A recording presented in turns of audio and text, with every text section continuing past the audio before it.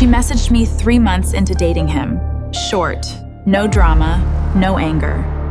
Heather, I know this seems strange, but please be careful.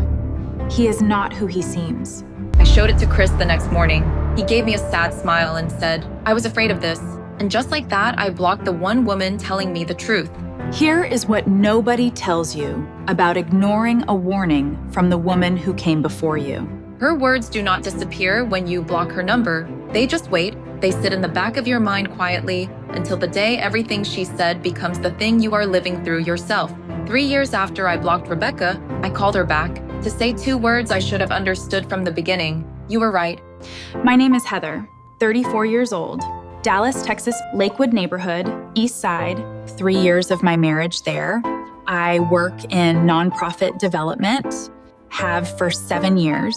I am the kind of person who gives people the benefit of the doubt long past the point where the doubt has become the entire relationship. Chris was the most expensive benefit I ever extended. He was 41 when I met him at a school fundraiser in Dallas through mutual friends. Divorced dad, soft voice, good smile, patient eye contact that made you feel like the only person in the room worth listening to. He stood near the silent auction table in a navy button-down talking about coaching Little League and laughing off the chaos of single parenting. That was how he introduced himself to every new woman. Overworked, undervalued, surviving. His marriage, according to him, had ended because his ex-wife became controlling and cold and impossible to please. He never overdid the story. That was part of his skill. He did not rant. He sighed. He did not accuse. He looked wounded. That is how men like Chris win trust. Not by sounding angry, by sounding exhausted. I was 31, single, tired of the usual. Chris felt different, mature, intentional, safe. I did not know then that those were the exact words Rebecca had used about him 3 years earlier. And then one Tuesday evening in spring, Rebecca's name appeared on my phone. I was in my apartment barefoot watching television. Chris had just sent me a photo of takeout and called himself a girl dad trapped in a boy dad life. I was still smiling when I read her message. I showed it to Chris the next morning. He looked down, shook his head slowly. I was afraid of this, he said. That one sentence did more damage than any denial would have. Because suddenly he looked like the reasonable one and she looked exactly like what he had described. Bitter, unable to let go, reaching into his life because she could not accept that he had moved on. He told me Rebecca had done similar things with a woman he dated briefly after the divorce. Said she had trouble accepting the marriage was over, said she used fear whenever he got close to someone new. Then he touched my hand and said, I'm sorry you got dragged into this. That was all it took. I blocked her. I married him 18 months later. Small ceremony, nice venue. His son bored in a little gray suit. Chris cried during his vows.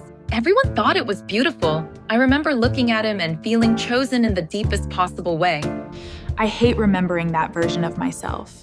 The first year gave me just enough happiness to question every later red flag. Then the small cracks started. Money first. Chris always had a reason something was tight. A client paid late, a tax issue, a bank error. He never panicked. He always had a story.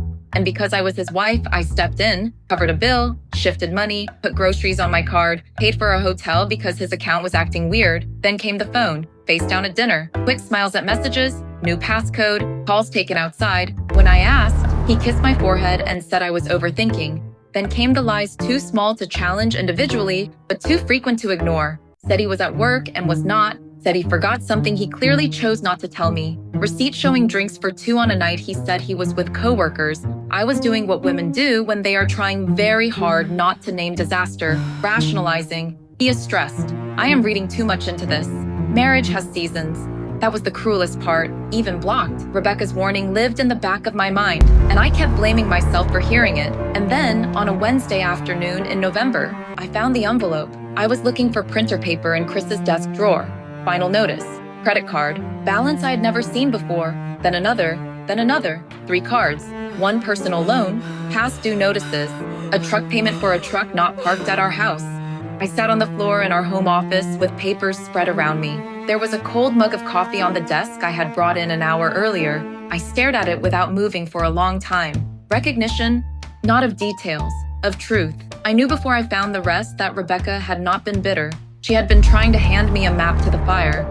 That night I went through everything. Old bank statements, hidden billing alerts, hotel points, dating app charges under a fake email, and messages. More than one woman, one in particular, Megan, younger, knew enough to still believe his stories.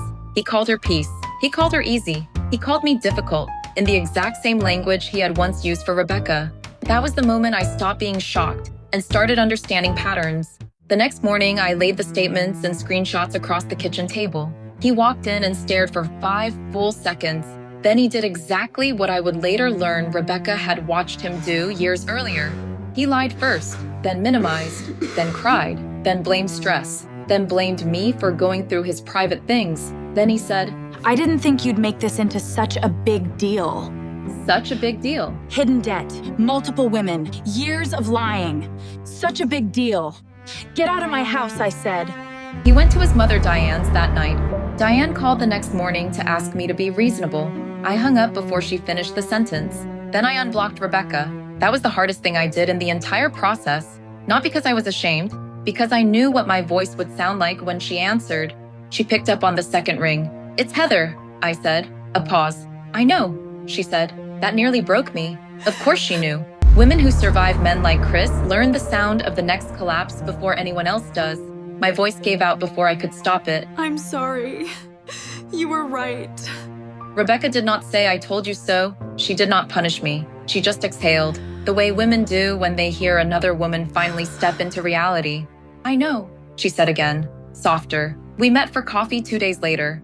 I expected awkwardness, maybe resentment. Instead, it felt like meeting someone who had escaped the same house fire 3 years before me.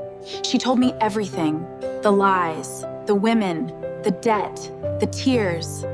The way he used sympathy as camouflage. The way he turned each new woman into proof that the last wife had been the problem. Every word matched, every pattern repeated. At one point, Rebecca laughed. Not because it was funny, because the script was so identical, it was almost insulting. He said you were overreacting, right? She asked, when the evidence got too organized. I stared at her. Yes, I said. She nodded. I laughed for the first time in weeks. Bitter and tired, but real. 6 months later, Chris got engaged again. Megan. Rebecca sent me the screenshot with one line underneath. 3rd time's the charm? I laughed, then felt sick, because Megan looked exactly like I had once looked. Proud, chosen, victorious in a story she did not understand yet. This time, Rebecca and I did not stay quiet. We reached out together. Her from experience, me from fresh wreckage. We did not dramatize. We just told the truth. Screenshots, dates, debt records, patterns. At first, Megan defended him. Then a month later, she called Rebecca crying. Same script, same lies. Another card, another woman already. Megan left before the wedding. Some people call that revenge. It was not revenge. It was rescue. Chris still tells people his ex-wives are crazy. Plural now. That almost makes me smile. Because if every woman who knows the truth about you sounds the same, maybe the problem has never been the women. Rebecca warned me. I did not listen. 3 years later, I called to apologize. She answered anyway. That tells you everything about the kind of woman she is, and everything about the kind of man he will never be. Some truths arrive quietly, not in a fight, not in a confession. Just a moment when everything you explained away suddenly makes complete sense. Tell me in the comments what was yours, and if you know someone still explaining things away, send her this. She needs it more than you know.